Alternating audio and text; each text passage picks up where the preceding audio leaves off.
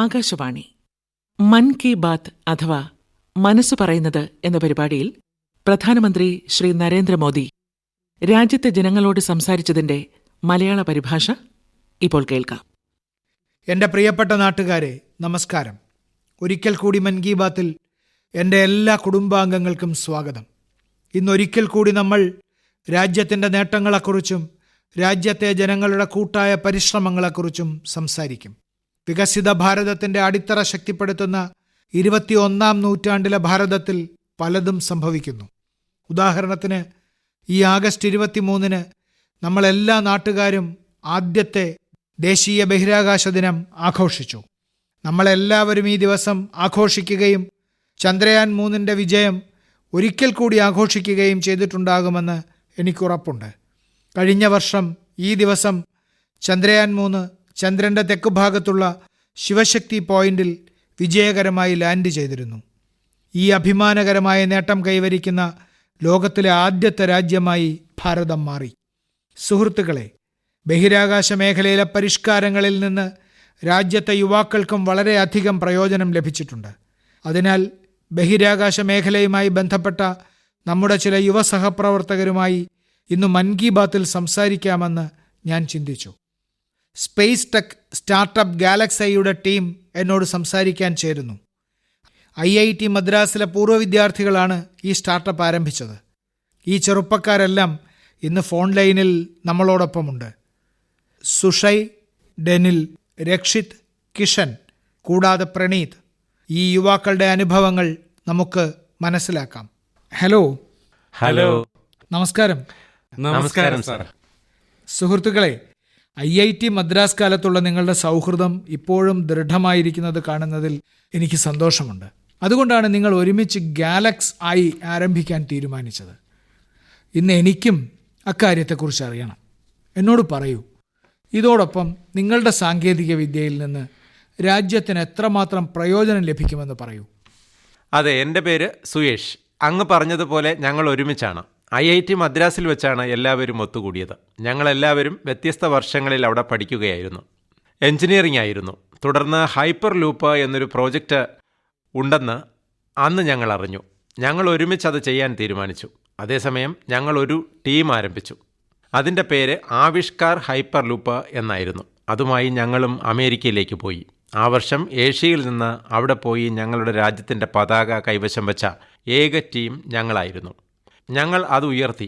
ലോകമെമ്പാടുമുള്ള ഏകദേശം 1500 ടീമുകളിൽ നിന്ന് തിരഞ്ഞെടുക്കപ്പെട്ട മികച്ച 20 ടീമുകളിൽ ഞങ്ങളുമുണ്ടായിരുന്നു. നന്നായി.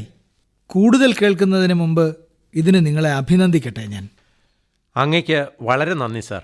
അതേ നേട്ടത്തിനിടയിൽ ഞങ്ങളുടെ സൗഹൃദം ഈ രീതിയിൽ ആഴത്തിലായി. ബുദ്ധിമുട്ടുള്ള പ്രൊജക്റ്റുകൾ ചെയ്യാനുള്ള ആത്മവിശ്വാസവും ഞങ്ങൾക്ക് ലഭിച്ചു. അതേസമയം സ്പേസ് എക്സും താങ്കൾ ബഹിരാകാശത്ത് തുറന്നിട്ട സ്വകാര്യവൽക്കരണവും നോക്കുമ്പോൾ 2020 ഒരു സുപ്രധാന തീരുമാനവും വന്നു. ഞങ്ങൾ അതിൽ വളരെ ആവേശഭരിതരായിരുന്നു. ഞങ്ങൾ എന്താണ് നിർമ്മിക്കുന്നതെന്നും അതിൻ്റെ ഗുണങ്ങൾ എന്തൊക്കെയാണെന്നും പറയാൻ രക്ഷിത്തിനെ ക്ഷണിക്കാൻ ഞാൻ ആഗ്രഹിക്കുന്നു.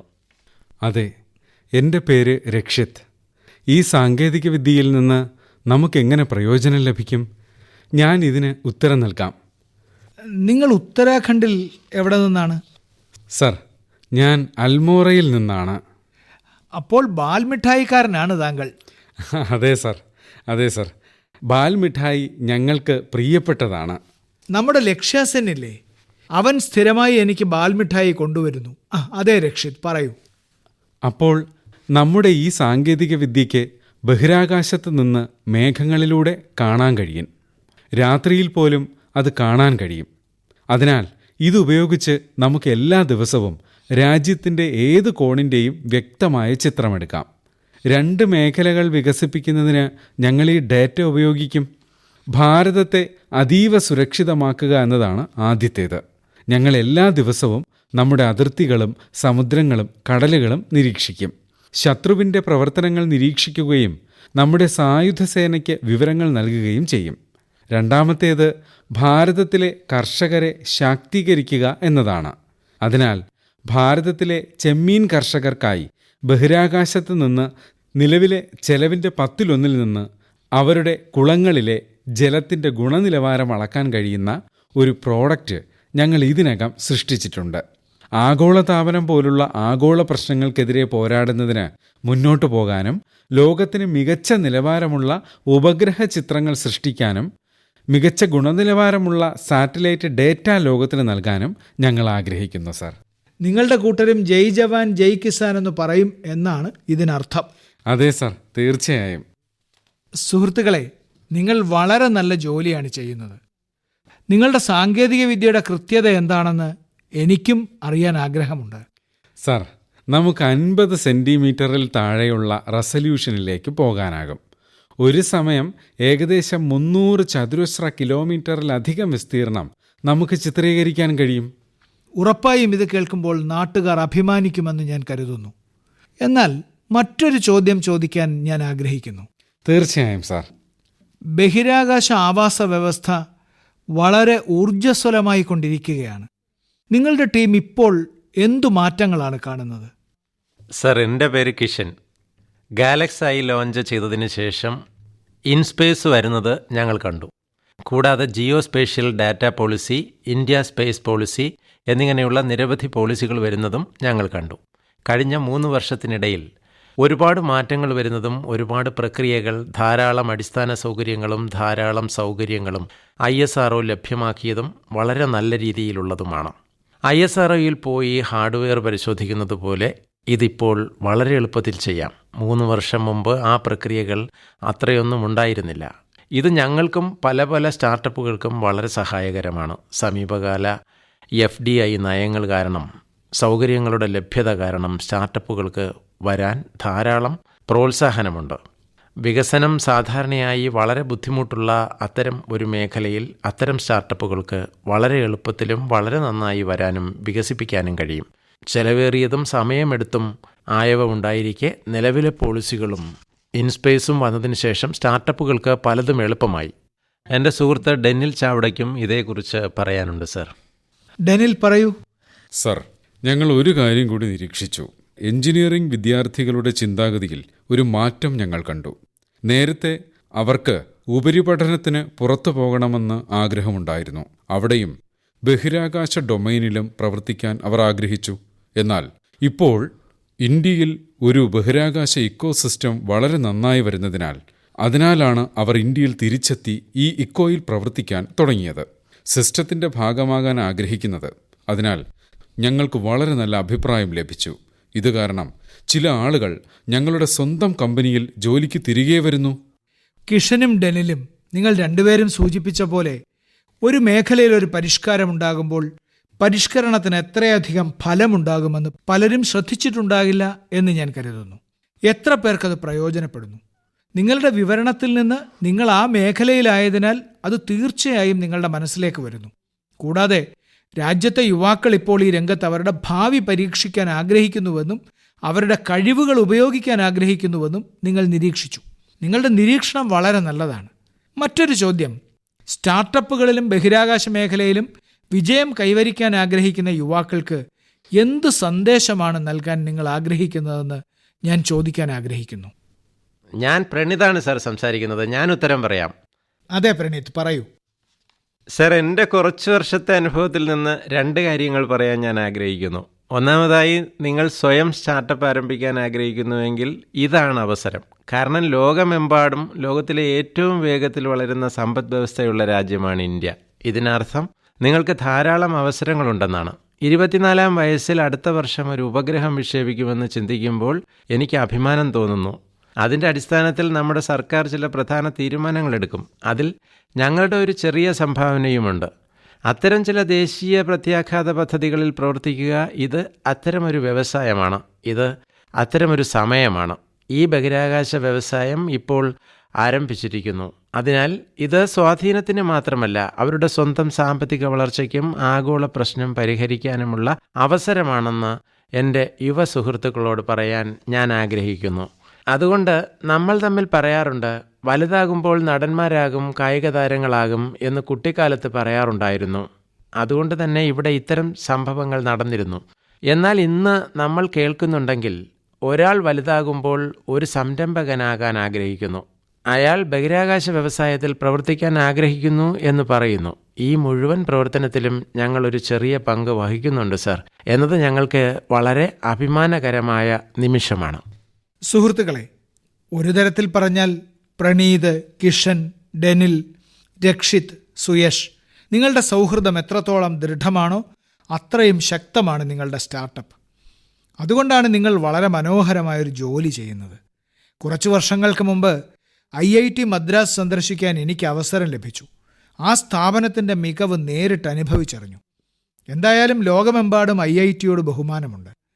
അവിടെ നിന്ന് പുറത്തു വരുന്ന നമ്മുടെ ആളുകൾ ഭാരതത്തിനായി പ്രവർത്തിക്കുമ്പോൾ അവർ തീർച്ചയായും എന്തെങ്കിലും നല്ല രീതിയിൽ സംഭാവന ചെയ്യുന്നു. നിങ്ങൾക്കും ബഹിരാകാശ മേഖലയിൽ പ്രവർത്തിക്കുന്ന മറ്റെല്ലാ സ്റ്റാർട്ടപ്പുകൾക്കും ഞാൻ ആശംസകൾ നേരുന്നു. സുഹൃത്തുക്കളായ നിങ്ങൾ 5 പേരോടും സംസാരിക്കുന്നത് ഞാൻ ആസ്വദിച്ചു. നന്നായി. സുഹൃത്തുക്കളെ, വളരെ നന്ദി. വളരെ നന്ദി. എൻ്റെ പ്രിയപ്പെട്ട നാട്ടുകാരെ, രാഷ്ട്രീയ പശ്ചാത്തലമില്ലാത്ത 1,00,000 യുവാക്കളെ രാഷ്ട്രീയ സംവിധാനവുമായി ബന്ധിപ്പിക്കാൻ ഈ വർഷം ഞാൻ ചെങ്കോട്ടയിൽ നിന്ന് ആഹ്വാനം ചെയ്തിട്ടുണ്ട്. ഇതിനോടകം എനിക്ക് ഗംഭീരമായ പ്രതികരണങ്ങൾ ലഭിച്ചിട്ടുണ്ട്. നമ്മുടെ യുവാക്കളിൽ വലിയൊരു വിഭാഗം രാഷ്ട്രീയത്തിൽ വരാൻ തയ്യാറാണെന്ന് ഇത് കാണിക്കുന്നു. അവർ ശരിയായ അവസരവും ശരിയായ മാർഗനിർദ്ദേശവും തേടുകയാണ്. രാജ്യത്തുടനീളമുള്ള യുവാക്കളിൽ നിന്ന് ഈ വിഷയത്തിൽ എനിക്ക് കത്തുകളും ലഭിച്ചിട്ടുണ്ട്. സോഷ്യൽ മീഡിയയിലും മികച്ച പ്രതികരണമാണ് ലഭിക്കുന്നത്. ആളുകൾ എനിക്ക് പലതരത്തിലുള്ള നിർദ്ദേശങ്ങളും അയച്ചിട്ടുണ്ട്. ഇത് തങ്ങൾക്ക് സങ്കല്പിക്കാൻ പോലും കഴിയാത്തതാണെന്ന് ചില യുവാക്കൾ കത്തിൽ എഴുതിയിട്ടുണ്ട്. മുത്തച്ഛനോ മാതാപിതാക്കൾക്കോ രാഷ്ട്രീയ പാരമ്പര്യമില്ലാത്തതിനാൽ ആഗ്രഹിച്ചാലും രാഷ്ട്രീയത്തിലിറങ്ങാൻ പറ്റില്ല. താഴെത്തട്ടിൽ പ്രവർത്തിച്ച് നല്ല അനുഭവ പരിചയമുണ്ടെന്നും അതിനാൽ ജനങ്ങളുടെ പ്രശ്നങ്ങൾ പരിഹരിക്കാൻ തങ്ങൾ സഹായിക്കുമെന്നും ചില യുവാക്കൾ എഴുതി. കുടുംബരാഷ്ട്രീയം പുതിയ പ്രതിഭകളെ അടിച്ചമർത്തുന്നുവെന്നും ചില യുവാക്കൾ എഴുതി. ഇത്തരം ശ്രമങ്ങൾ നമ്മുടെ ജനാധിപത്യത്തെ കൂടുതൽ ശക്തിപ്പെടുത്തുമെന്ന് ചില യുവാക്കൾ പറഞ്ഞു. ഈ വിഷയത്തിൽ നിർദ്ദേശങ്ങൾ അയച്ചതിന് എല്ലാവർക്കും ഞാൻ നന്ദി പറയുന്നു. ഇനി നമ്മുടെ കൂട്ടായ പ്രയത്നത്തിലൂടെ രാഷ്ട്രീയ പശ്ചാത്തലമില്ലാത്ത ഇത്തരം യുവാക്കൾക്കും രാഷ്ട്രീയത്തിൽ മുന്നോട്ട് വരാൻ കഴിയുമെന്നും അവരുടെ അനുഭവ സമ്പത്തും അവരുടെ ആവേശവും രാജ്യത്തിന് ഉപകാരപ്രദമാകുമെന്നും ഞാൻ പ്രതീക്ഷിക്കുന്നു. സുഹൃത്തുക്കളെ, സ്വാതന്ത്ര്യ സമരകാലത്ത് പോലും രാഷ്ട്രീയ പശ്ചാത്തലമില്ലാത്ത നിരവധി ആളുകൾ സമൂഹത്തിൻ്റെ എല്ലാ വിഭാഗങ്ങളിൽ നിന്നും മുന്നോട്ട് വന്നിരുന്നു. ഭാരതത്തിൻ്റെ സ്വാതന്ത്ര്യത്തിനായി അവർ സ്വയം ത്യാഗം ചെയ്തു. വികസിത ഭാരതം എന്ന ലക്ഷ്യം സാക്ഷാത്കരിക്കാൻ ഇന്ന് നമുക്ക് വീണ്ടും അതേ മനോഭാവം ആവശ്യമാണ്. എൻ്റെ എല്ലാ യുവ സുഹൃത്തുക്കളും തീർച്ചയായും ഈ ക്യാമ്പയിനിൽ ചേരാൻ ഞാൻ പറയും. നിങ്ങളുടെ ഈ നടപടി നിങ്ങളുടെയും രാജ്യത്തിൻ്റെയും ഭാവിയെ മാറ്റിമറിക്കും. എൻ്റെ പ്രിയപ്പെട്ട നാട്ടുകാരെ, ഇത്തവണ ഹർ ഘർ തിരങ്ക ഔർ പൂരാ ദേശ് തിരങ്ക എന്ന പ്രചാരണം അതിൻ്റെ ഏറ്റവും ഉയർന്ന നിലയിലാണ്. ഈ ക്യാമ്പയിനുമായി ബന്ധപ്പെട്ട അതിശയിപ്പിക്കുന്ന ചിത്രങ്ങൾ രാജ്യത്തിൻ്റെ എല്ലാ കോണുകളിൽ നിന്നും ഉയർന്നു വന്നിട്ടുണ്ട്. വീടുകളിൽ ത്രിവർണ്ണ പതാക പാറുന്നത് നമ്മൾ കണ്ടു. സ്കൂളുകളിലും കോളേജുകളിലും സർവകലാശാലകളിലും ത്രിവർണ്ണ പതാക കണ്ടു. ആളുകൾ അവരുടെ കടകളിലും ഓഫീസുകളിലും ത്രിവർണ്ണ പതാക വയ്ക്കുന്നു. ആളുകൾ അവരുടെ ഡെസ്ക്ടോപ്പുകളിലും മൊബൈലുകളിലും വാഹനങ്ങളിലും ത്രിവർണ്ണ പതാക പതിപ്പിച്ചു. ആളുകൾ ഒരുമിച്ച് ചേരുകയും അവരുടെ വികാരങ്ങൾ പ്രകടിപ്പിക്കുകയും ചെയ്യുമ്പോൾ എല്ലാ പ്രചാരണത്തിനും ഉത്തേജനം ലഭിക്കുന്നു. നിങ്ങളുടെ TV സ്ക്രീനിൽ ഇപ്പോൾ കാണുന്ന ചിത്രങ്ങൾ ജമ്മു കാശ്മീരിലെ റിയാസിയിൽ നിന്നുള്ളതാണ്. അവിടെ 750 മീറ്റർ നീളമുള്ള പതാകയുമായി ഒരു തിരങ്ക റാലി സംഘടിപ്പിച്ചു. ഈ റാലി ലോകത്തിലെ ഏറ്റവും ഉയരം കൂടിയ ചെനാബ് റെയിൽവേ ബ്രിഡ്ജിലാണ് നടന്നത്. ഈ ചിത്രങ്ങൾ കണ്ടവർക്കെല്ലാം സന്തോഷം തോന്നി. ശ്രീനഗറിലെ ദാൽ തടാകത്തിൽ തിരങ്ക യാത്രയുടെ മനോഹരമായ ചിത്രങ്ങൾ ഞങ്ങളെല്ലാവരും കണ്ടു. അരുണാചൽ പ്രദേശിലെ കിഴക്കൻ കാമോഗ് ജില്ലയിൽ 6000 അടി നീളമുള്ള ത്രിവർണ്ണ പതാകയുമായി ഒരു യാത്രയും നടത്തി. അതുപോലെ രാജ്യത്തെ മറ്റ് സംസ്ഥാനങ്ങളിൽ എല്ലാ പ്രായത്തിലുമുള്ള ആളുകൾ ഇത്തരം തിരങ്ക യാത്രകളിൽ പങ്കെടുത്തു. സ്വാതന്ത്ര്യദിനം ഇപ്പോൾ ഒരു സാമൂഹിക ഉത്സവമായി മാറുകയാണ്. നിങ്ങളും ഇത് അനുഭവിച്ചിരിക്കണം. ആളുകൾ അവരുടെ വീടുകൾ ത്രിവർണ്ണ മാലകൾ കൊണ്ട് അലങ്കരിക്കുന്നു. സ്വയം സഹായ സംഘങ്ങളുമായി ബന്ധപ്പെട്ട സ്ത്രീകൾ ലക്ഷക്കണക്കിന് പതാകകൾ തയ്യാറാക്കുന്നു. ഇ-കൊമേഴ്സ് പ്ലാറ്റ്ഫോമിൽ ത്രിവർണ്ണ പതാകയുടെ നിറമുള്ള സാധനങ്ങളുടെ വിൽപ്പന വർദ്ധിക്കുന്നു. സ്വാതന്ത്ര്യദിനത്തോടനുബന്ധിച്ച് രാജ്യത്തിൻ്റെ എല്ലാ കോണുകളിലും കരയിലും വെള്ളത്തിലും ആകാശത്തും എല്ലായിടത്തും നമ്മുടെ പതാകയുടെ 3 നിറങ്ങൾ കാണപ്പെട്ടു. 5 കോടിയിലധികം സെൽഫികളും ഹർ ഘർ തിരങ്ക വെബ്സൈറ്റിൽ പോസ്റ്റ് ചെയ്തിട്ടുണ്ട്. ഈ ക്യാമ്പയിൻ രാജ്യത്തെ മുഴുവൻ ഒരുമിപ്പിച്ചിരിക്കുന്നു. ഇതാണ് ഏക് ഭാരത് ശ്രേഷ്ഠ ഭാരത്. എൻ്റെ പ്രിയപ്പെട്ട നാട്ടുകാരെ, മനുഷ്യരുടെയും മൃഗങ്ങളുടെയും സ്നേഹത്തെക്കുറിച്ചുള്ള എത്രയോ സിനിമകൾ നിങ്ങൾ കണ്ടിട്ടുണ്ടാകും. എന്നാൽ അസമിൽ ഒരു യഥാർത്ഥ കഥയാണിപ്പോൾ നടക്കുന്നത്. അസമിലെ ടിൻസുക്കിയ ജില്ലയിലെ ഒരു ചെറിയ ഗ്രാമമായ ബാരേക്കുരിയിൽ മൊറാൻ സമുദായത്തിലെ ആളുകൾ താമസിക്കുന്നു. ഈ ഗ്രാമത്തിൽ ഹൂലോക്ക് ഗിബ്ബൺ താമസിക്കുന്നു. ഇവരെ ഹോളോ ബന്ദർ എന്ന് വിളിക്കുന്നു. ഹൂലോക്ക് ഗിബ്ബൺസ് ഈ ഗ്രാമത്തിൽ തന്നെ തങ്ങളുടെ വീടുണ്ടാക്കിയിട്ടുണ്ട്. അറിഞ്ഞാൽ നിങ്ങൾ ആശ്ചര്യപ്പെടും. ഈ ഗ്രാമത്തിലെ ആളുകൾക്ക് ഹൂലോക്ക് ഗിബ്ബണുമായി വളരെ ആഴത്തിലുള്ള ബന്ധമുണ്ട്. ഗ്രാമവാസികൾ ഇപ്പോഴും അവരുടെ പരമ്പരാഗത മൂല്യങ്ങൾ പിന്തുടരുന്നു. അതിനാൽ ഗിബ്ബണുകളുമായുള്ള ബന്ധം കൂടുതൽ ശക്തിപ്പെടുത്തുന്ന എല്ലാ കാര്യങ്ങളും അവർ ചെയ്തു. ഗിബ്ബണുകൾ വാഴപ്പഴം ഇഷ്ടപ്പെടുന്നുവെന്ന് മനസ്സിലാക്കിയപ്പോൾ വാഴകൃഷിയും തുടങ്ങി. ഇതുകൂടാതെ ഗിബ്ബണുകളുടെ ജനനവും മരണവുമായി ബന്ധപ്പെട്ട ആചാരങ്ങൾ സ്വന്തം ആളുകൾക്ക് ചെയ്യുന്നത് പോലെ നിറവേറ്റാനും അവർ തീരുമാനിച്ചു. അവർ ഗിബ്ബണുകൾക്ക് പേരുകളും നൽകിയിട്ടുണ്ട്. അടുത്ത കാലത്ത് വൈദ്യുത കമ്പികൾ സമീപത്തുകൂടി കടന്നു പോകുന്നതിനാൽ ഗിബ്ബണുകൾക്ക് ബുദ്ധിമുട്ട് നേരിട്ടിരുന്നു. ഇത്തരമൊരു സാഹചര്യത്തിൽ ഈ ഗ്രാമത്തിലെ ജനങ്ങൾ ഈ വിഷയം സർക്കാരിന് മുന്നിൽ വയ്ക്കുകയും താമസിയാതെ ഇതിന് പരിഹാരം കാണുകയും ചെയ്തു. ഇപ്പോൾ ഈ ഗിബ്ബണുകൾ ഫോട്ടോഗ്രാഫുകൾക്ക് പോസ്റ്റ് ചെയ്യാറുണ്ടെന്ന് എന്നോട് പലരും പറഞ്ഞിട്ടുണ്ട്. സുഹൃത്തുക്കളെ, അരുണാചൽ പ്രദേശിൽ നിന്നുള്ള നമ്മുടെ യുവ സുഹൃത്തുക്കളും മൃഗങ്ങളോടുള്ള അവരുടെ സ്നേഹത്തിൽ ആർക്കും പിന്നിലല്ല. അരുണാചലിലെ നമ്മുടെ ചില യുവ സുഹൃത്തുക്കൾ 3D പ്രിന്റിംഗ് സാങ്കേതികവിദ്യ ഉപയോഗിക്കാൻ തുടങ്ങിയിരിക്കുന്നു. എന്തുകൊണ്ടാണെന്ന് നിങ്ങൾക്കറിയാമോ? കാരണം കൊമ്പിനും പല്ലിനുമായി വന്യമൃഗങ്ങളെ വേട്ടയാടുന്നതിൽ നിന്ന് രക്ഷിക്കാൻ അവർ ആഗ്രഹിക്കുന്നു. നാബം ബാപ്പുവിൻ്റെയും ലിഖ നാനയുടെയും നേതൃത്വത്തിൽ ഈ സംഘം മൃഗങ്ങളുടെ വിവിധ ഭാഗങ്ങളുടെ 3D പ്രിന്റിംഗ് നടത്തുന്നു. കൊമ്പായാലും മൃഗങ്ങളുടെ പല്ലുകളായാലും ഇതെല്ലാം 3D പ്രിന്റിങ്ങിലൂടെയാണ് തയ്യാറാക്കുന്നത്. വസ്ത്രങ്ങളും തൊപ്പികളും പോലുള്ളവ ഇതിൽ നിന്നാണ് നിർമ്മിക്കുന്നത്. ബയോഡീഗ്രേഡബിൾ മെറ്റീരിയൽ ഉപയോഗിക്കുന്ന ഒരു മികച്ച ബദലാണിത്. ഇത്തരം വിസ്മയകരമായ പ്രയത്നങ്ങളെ എത്ര പ്രശംസിച്ചാലും മതിയാവില്ല. നമ്മുടെ മൃഗങ്ങളെ സംരക്ഷിക്കാനും പാരമ്പര്യം തുടരാനും ഈ മേഖലയിൽ കൂടുതൽ സ്റ്റാർട്ടപ്പുകൾ വരണമെന്ന് ഞാൻ പറയും. എൻ്റെ പ്രിയപ്പെട്ട നാട്ടുകാരെ, മധ്യപ്രദേശിലെ ഝാബുവയിൽ അത്ഭുതകരമായ ചിലത് സംഭവിക്കുന്നു. അത് നിങ്ങൾ അറിഞ്ഞിരിക്കണം. നമ്മുടെ ശുചീകരണ തൊഴിലാളികളായ സഹോദരീ സഹോദരന്മാർ അവിടെ അത്ഭുതങ്ങൾ സൃഷ്ടിച്ചു. വേസ്റ്റ് ടു വെൽത്ത് എന്ന സന്ദേശം യാഥാർത്ഥ്യമാക്കി ഈ സഹോദരങ്ങൾ നമുക്ക് കാണിച്ചു തന്നു. ഝാബുവയിലെ ഒരു പാർക്കിലെ മാലിന്യത്തിൽ നിന്ന് ഈ സംഘം അതിശയകരമായ കലാസൃഷ്ടികൾ ഉണ്ടാക്കി. ഇതിനായി പരിസര പ്രദേശങ്ങളിൽ നിന്ന് പ്ലാസ്റ്റിക് മാലിന്യങ്ങൾ, കുപ്പികൾ, ടയർ, പൈപ്പുകൾ എന്നിവ ശേഖരിക്കുകയും ചെയ്തു. ഹെലികോപ്റ്ററുകൾ, കാറുകൾ, പീരങ്കികൾ എന്നിവയും ഈ കലാസൃഷ്ടികളിൽ ഉൾപ്പെടുന്നു. മനോഹരമായ തൂങ്ങിക്കിടക്കുന്ന പൂച്ചട്ടികളും ഉണ്ടാക്കിയിട്ടുണ്ട്. ഇവിടെ ഉപയോഗം കഴിഞ്ഞ ടയറുകൾ സുഖപ്രദമായ ബെഞ്ചുണ്ടാക്കാൻ ഉപയോഗിച്ചിട്ടുണ്ട്. റെഡ്യൂസ്, റീയൂസ്, റീസൈക്കിൾ എന്ന മന്ത്രം ശുചീകരണ തൊഴിലാളികളുടെ ഈ സംഘം സ്വീകരിച്ചു. അവരുടെ ശ്രമഫലമായി പാർക്ക് വളരെ മനോഹരമായി കാണപ്പെടാൻ തുടങ്ങി. ഇത് കാണാൻ പ്രദേശവാസികൾ മാത്രമല്ല, സമീപ ജില്ലകളിൽ താമസിക്കുന്നവരും ഇവിടെ എത്തുന്നുണ്ട്. സുഹൃത്തുക്കളെ, ഇന്ന് നമ്മുടെ രാജ്യത്ത് നിരവധി സ്റ്റാർട്ടപ്പ് ടീമുകളും പരിസ്ഥിതിയെ പ്രോത്സാഹിപ്പിക്കുന്നതിനുള്ള അത്തരം ശ്രമങ്ങളിൽ ചേരുന്നതിൽ എനിക്ക് സന്തോഷമുണ്ട്. പ്ലാസ്റ്റിക് മാലിന്യങ്ങൾ ഉപയോഗിച്ച് പരിസ്ഥിതി സൗഹൃദ ഉൽപ്പന്നങ്ങൾ നിർമ്മിക്കുന്ന ഇ കോൺഷ്യസ് എന്ന പേരിൽ ഒരു സംഘമുണ്ട്. നമ്മുടെ വിനോദസഞ്ചാര കേന്ദ്രങ്ങളിൽ, പ്രത്യേകിച്ച് മലയോര മേഖലകളിൽ മാലിന്യം പരന്നു കിടക്കുന്നത് കണ്ടാണ് അവർക്ക് ഈ ആശയം വന്നത്. ഇത്തരക്കാരുടെ മറ്റൊരു സംഘം ഇക്കോകാരി എന്ന പേരിൽ ഒരു സ്റ്റാർട്ടപ്പ് ആരംഭിച്ചിട്ടുണ്ട്. പ്ലാസ്റ്റിക് മാലിന്യത്തിൽ നിന്ന് വ്യത്യസ്തമായ മനോഹര വസ്തുക്കളാണ് അവർ നിർമ്മിക്കുന്നത്. സുഹൃത്തുക്കളെ, നമുക്ക് ഒരുമിച്ച് പ്രവർത്തിക്കാൻ കഴിയുന്ന മറ്റൊരു മേഖലയാണ് ടോയ് റീസൈക്ലിംഗ്. എത്ര പെട്ടെന്നാണ് കളിപ്പാട്ടങ്ങൾ മടുപ്പിക്കുന്നതെന്നും നിങ്ങൾക്കറിയാം. അതേസമയം ആ കളിപ്പാട്ടങ്ങളുടെ സ്വപ്നം നെഞ്ചേറ്റുന്ന കുട്ടികളുമുണ്ട്. നിങ്ങളുടെ കുട്ടികൾ ഇനി കളിക്കാത്ത കളിപ്പാട്ടങ്ങൾ അവർ തുടർന്നും ഉപയോഗിക്കുന്ന സ്ഥലങ്ങളിലേക്ക് സംഭാവന ചെയ്യാം. പരിസ്ഥിതി സംരക്ഷണത്തിനുള്ള നല്ലൊരു വഴി കൂടിയാണിത്. നമ്മളെല്ലാവരും ഒരുമിച്ച് പരിശ്രമിച്ചാൽ മാത്രമേ പരിസ്ഥിതി കൂടുതൽ ശക്തമാകൂ, നാടും പുരോഗതി പ്രാപിക്കും. എൻ്റെ പ്രിയപ്പെട്ട നാട്ടുകാരെ, കുറച്ച് ദിവസങ്ങൾക്ക് മുമ്പ് നമ്മൾ ഓഗസ്റ്റ് 19 രക്ഷാബന്ധൻ ആഘോഷിച്ചു. അതേ ദിവസം തന്നെ ലോകമെമ്പാടും ലോക സംസ്കൃത ദിനം ആചരിച്ചു. ഇന്നും ഭാരതത്തിലും വിദേശത്തും ആളുകൾക്ക് സംസ്കൃതത്തോട് പ്രത്യേക ആസക്തിയുണ്ട്. ലോകത്തിലെ പല രാജ്യങ്ങളിലും സംസ്കൃത ഭാഷയെക്കുറിച്ച് വിവിധ തരത്തിലുള്ള ഗവേഷണങ്ങളും പരീക്ഷണങ്ങളും നടക്കുന്നുണ്ട്. തുടരുന്നതിന് മുമ്പ് നിങ്ങൾക്കായി ഒരു ചെറിയ ഓഡിയോ ക്ലിപ്പ് പ്ലേ ചെയ്യട്ടെ.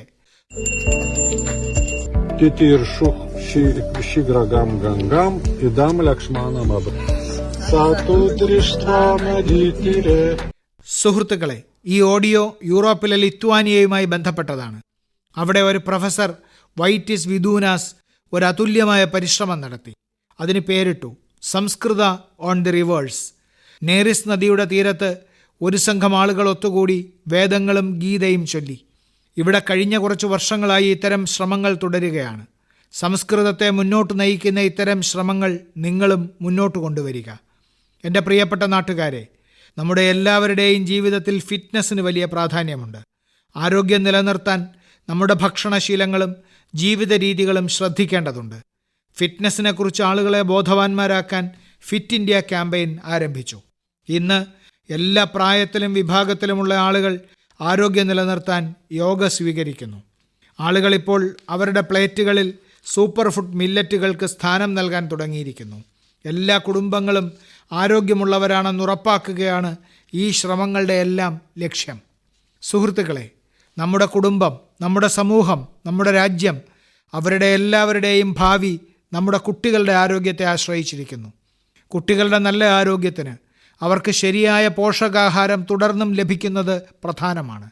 കുട്ടികളുടെ പോഷകാഹാരമാണ് രാജ്യത്തിൻ്റെ മുൻഗണന. വർഷം മുഴുവനും അവരുടെ പോഷകാഹാരത്തിൽ നമ്മൾ ശ്രദ്ധിക്കുന്നുണ്ടെങ്കിലും ഒരു മാസത്തേക്ക് രാജ്യം അതിൽ പ്രത്യേക ശ്രദ്ധ ചെലുത്തുന്നു. ഇതിനായി എല്ലാ വർഷവും സെപ്റ്റംബർ 1-നും 30-നും ഇടയിൽ പോഷകാഹാര മാസം ആചരിക്കുന്നു. പോഷകാഹാരത്തെക്കുറിച്ച് ജനങ്ങളെ ബോധവാന്മാരാക്കുന്നതിന് പോഷകാഹാരമേള, അനീമിയ ക്യാമ്പുകൾ, നവജാത ശിശുക്കളുള്ള ഗൃഹം സന്ദർശിക്കൽ, സെമിനാറുകൾ, വെബിനാറുകൾ തുടങ്ങി നിരവധി മാർഗങ്ങൾ അവലംബിക്കുന്നു. അങ്കണവാടികളുടെ കീഴിൽ പലയിടത്തും മദർ ആൻഡ് ചൈൽഡ് കമ്മിറ്റികളും രൂപീകരിച്ചിട്ടുണ്ട്. ഈ കമ്മിറ്റി പോഷകാഹാരക്കുറവുള്ള കുട്ടികൾ, ഗർഭിണികൾ, നവജാത ശിശുക്കളുടെ അമ്മമാർ എന്നിവരെ കണ്ടെത്തുകയും അവരെ തുടർച്ചയായി നിരീക്ഷിക്കുകയും അവരുടെ പോഷകാഹാരത്തിനുള്ള ക്രമീകരണങ്ങൾ ചെയ്യുകയും ചെയ്യുന്നു. കഴിഞ്ഞ വർഷം പോഷകാഹാര പ്രചരണവും പുതിയ വിദ്യാഭ്യാസ നയവുമായി ബന്ധപ്പെടുത്തിയിരുന്നു. പോഷൻ ഭി പടായി ഭി എന്ന ഈ ക്യാമ്പയിനിലൂടെ കുട്ടികളുടെ സന്തുലിത വികസനത്തിൽ ശ്രദ്ധ കേന്ദ്രീകരിച്ചു.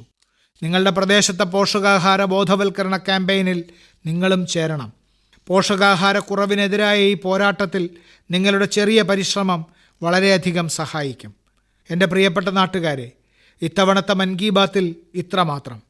മൻ കി ബാത്തിൽ നിങ്ങളോട് സംസാരിക്കുന്നത് എനിക്കെപ്പോഴും വലിയ സന്തോഷമാണ്. ഹൃദ്യമായ അന്തരീക്ഷത്തിൽ കുടുംബാംഗങ്ങൾക്കൊപ്പം ഇരുന്ന് ചിന്തകൾ പങ്കുവയ്ക്കുന്നത് പോലെ തോന്നുന്നു. ഞാൻ നിങ്ങളുടെ ഹൃദയങ്ങളുമായി ചേരുന്നു. നിങ്ങളുടെ അഭിപ്രായങ്ങളും നിർദ്ദേശങ്ങളും എനിക്ക് വളരെ വിലപ്പെട്ടതാണ്. ഏതാനും ദിവസങ്ങൾക്കുള്ളിൽ നിരവധി ഉത്സവങ്ങൾ വരുന്നു. നിങ്ങൾക്കെല്ലാവർക്കും എല്ലാ ആശംസകളും നേരുന്നു. ജന്മാഷ്ടമി ആഘോഷവുമുണ്ട്. അടുത്ത മാസം ആദ്യം ഗണേശ ചതുർത്ഥി ഉത്സവവുമുണ്ട്. ഓണാഘോഷവും അടുത്തു. മിലാദുൻ നബി ആശംസകളും നേരുന്നു. സുഹൃത്തുക്കളെ, ഈ മാസം 29 തെലുഗു ഭാഷാ ദിനം കൂടിയാണ്. ഇത് ശരിക്കും ഒരു അത്ഭുതകരമായ ഭാഷയാണ്. ലോകമെമ്പാടുമുള്ള എല്ലാ തെലുഗു സംസാരിക്കുന്നവർക്കും ഞാൻ തെലുഗു ഭാഷാ ദിനാശംസകൾ നേരുന്നു. പ്രപഞ്ചവ്യാപ്തംగా ఉన్న తెలుగు వారికి తెలుగు భాషా దినోత్సవ్ శుభాకాంక్షలు. സുഹൃത്തുക്കളെ, ഈ മഴക്കാലത്ത് ജാഗ്രത പാലിക്കാനും ക്യാച്ച് ദ റെയിൻ മൂവ്മെൻറ്റിൻ്റെ ഭാഗമാകാനും എല്ലാവരോടുമുള്ള എൻ്റെ അഭ്യർത്ഥന വീണ്ടും ആവർത്തിക്കാൻ ഞാൻ ആഗ്രഹിക്കുന്നു. ഏക് പേഡ് മാക്കേ നാം ക്യാമ്പയിനെക്കുറിച്ച് നിങ്ങളെ എല്ലാവരെയും ഓർമ്മിപ്പിക്കാൻ ഞാൻ ആഗ്രഹിക്കുന്നു. കഴിയുന്നത്ര മരങ്ങൾ നട്ടുപിടിപ്പിക്കുകയും മറ്റുള്ളവരെ അത് ചെയ്യാൻ പ്രേരിപ്പിക്കുകയും ചെയ്യുക. വരും ദിവസങ്ങളിൽ പാരീസിൽ പാരാലിമ്പിക്സിന് തുടക്കമാകും. ദിവ്യാംഗരായ നമ്മുടെ സഹോദരങ്ങൾ അവിടെ എത്തിയിട്ടുണ്ട്. 140 കോടി ഭാരതീയർ തങ്ങളുടെ കായിക താരങ്ങളെയും കളിക്കാരെയും സന്തോഷിപ്പിക്കുന്നു. #Cheer4Bharat ഉപയോഗിച്ച് നിങ്ങളുടെ കളിക്കാരെ പ്രോത്സാഹിപ്പിക്കുകയും ചെയ്താലും അടുത്ത മാസം നമുക്ക് വീണ്ടും ഒത്തുചേരാം. നിരവധി വിഷയങ്ങൾ ചർച്ച ചെയ്യുകയും ചെയ്യാം. അതുവരെ എനിക്ക് വിട തരൂ. വളരെ നന്ദി. നമസ്കാരം. മൻ കി ബാത്ത് അഥവാ മനസ്സ് പറയുന്നത് എന്ന പരിപാടിയിൽ പ്രധാനമന്ത്രി ശ്രീ നരേന്ദ്രമോദി രാജ്യത്തെ ജനങ്ങളോട് സംസാരിച്ചതിന്റെ മലയാള പരിഭാഷയാണ് ഇതുവരെ കേട്ടത്.